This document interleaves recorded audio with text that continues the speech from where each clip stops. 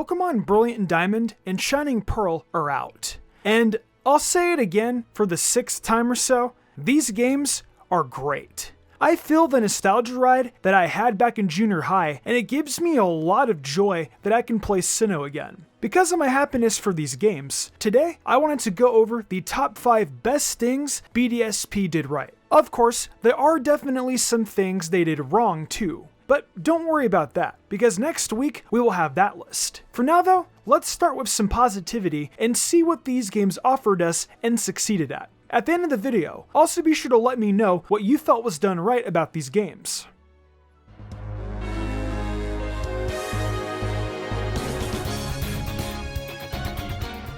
Starting off this list has to be the HM/TM aspect. Now, I will say right off the bat, yes, I am aware that BDSP has limited usage TMs, just like back in the day. They were faithful to the remakes. However, one thing I will say is that Pokémon did a really great job with early TM accessibility. At this point in time, the Veilstone department store should have sponsored this channel with how much free advertisement they're getting. All of the most prominent and powerful TMs you can get are available to you once you've hit Veilstone City. Flamethrower, Ice Beam, Thunderbolt, and a plethora of others are available at your disposal, and they're also very affordable. In a sense, the main story got a little easier, making these moves so easy to get. I remember I thought to myself, I wanted to give Hu Tao my Monferno Fire Blast. Little did I know though, I was able to get Flamethrower instead. I was definitely very happy, because my little Monferno pretty much just clapped Maylene's Lucario with ease.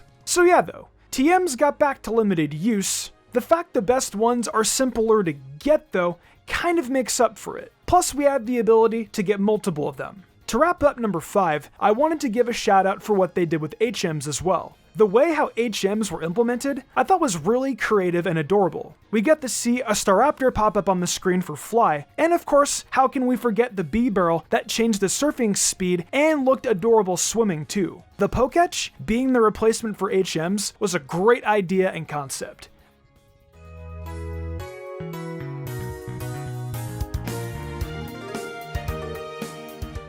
So, this next feature may just be me, but if you've been following me long enough, you would know I love Pokemon contests. Other than creating best teams, back in the day, I used to be a pretty good Pokemon coordinator, even evolving my Feebas the old-fashioned way. Yeah, you young kids have no idea what it was like to evolve Feebas back in Generation 3. You all have it way too freaking easy. If you're an old man like me, then you know the struggle. Anywho though, BDSP brought back Pokemon contests. Basically, just press the A button and time the notes. I'm pretty good at it if I do say so myself. Maple and I make a pretty great team. Miss Magius is also adorable. Along with contests though, was the Poffin making. I consider Poffins a part of the contests because they are essentially needed to progress up the contest ladder to Master Rank. Contests are really fun, and I'm glad they brought these back. To be honest, I liked these more than Oras's contests. I really want to do a video about contests, but I'm not sure how you guys feel about them. I mean, you're a pleb if you don't like them, and an even bigger pleb if you dislike Miss Magius, especially Maple. I'm only kidding, but still, contests are amazing.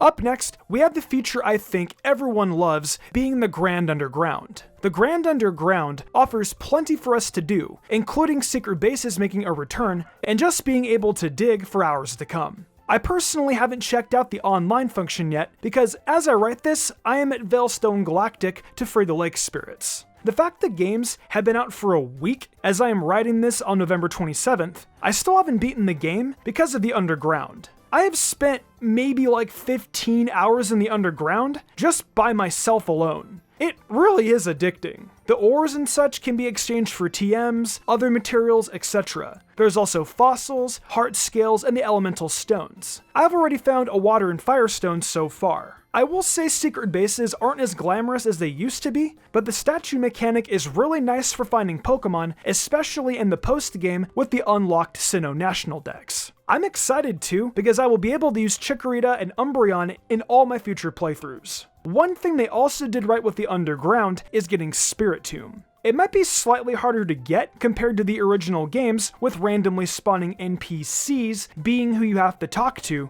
but future-proofing for when online services eventually shut down is good for the consumer.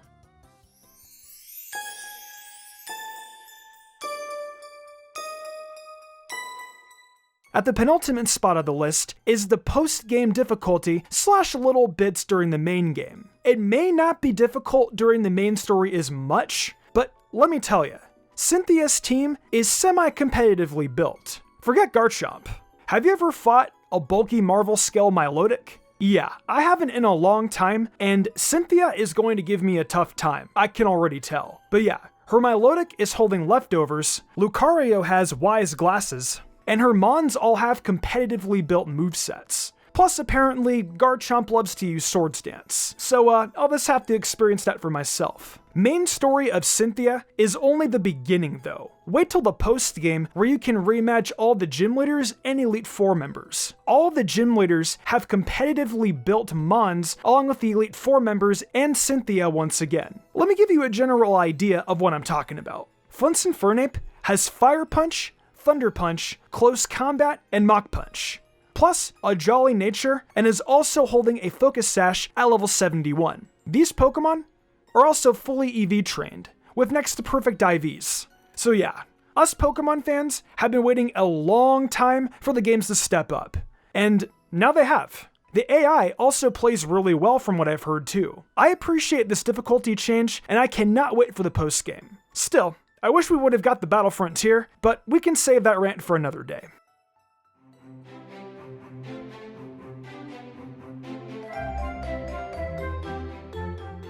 So, what could be the number one thing that BDSP did right? Well, it's right in front of you. The art. The art style that was delivered to us was honestly beautiful. I know that in the very beginning, I wasn't quite on board with the art style, but the more I play BDSP, the more I appreciate it. And I actually like these remakes more than ORAS. And you guys know I like Hoenn a lot. The chibi style was done right, and everything just looks so cute. Everything looks really nice. The water and how it ripples, the lighting, the shading on all the models, the more expressive animations of the characters, etc. Character customization on these classic characters was also a super nice touch. I wish there were more, but nonetheless, the fact Lucas and Dawn have flair makes me happy. The game corner may be gone, but this fashion shop, I feel more than makes up for it. The art style has grown on me. And I'm sure it's grown on quite a few of you guys too. If it hasn't, that's totally fine too. There are other things to appreciate outside of that. Well, those were the top 5 things Pokemon Brilliant Diamond and Shining Pearl did right. With that said, I know a lot of you guys have your opinions on what they did right or wrong. Next week, like I said in the intro, we will be covering what they did wrong. And trust me, I have some stuff to say. For now though, be sure to let me know your favorite features and what you thought they did right down below. I have a feeling this comment section will definitely be an interesting one this week. Hey guys, thank you for enjoying another Mystic Umbreon video. It's exciting times for the Pokemon franchise, and I look forward to the coming months where it just keeps getting better. I want to give a huge thanks to my phenomenal team, and for the amazing art done each week by Danny the Demon. I couldn't do all of this without them. If you guys are wanting some more bite-sized Mystic Umbreon content, please check out my TikTok, where I upload daily, as well as the Mystic Umbreon Shorts channel. If y'all enjoyed the video and want to see more content like this, be sure to leave a like, subscribe, and hit that notification bell. Be sure to leave a comment too. It really helps us out. I think it's time to wrap this up though. I'm Mystic Umbreon, and I'll see you next time with some more amazing Pokemon content.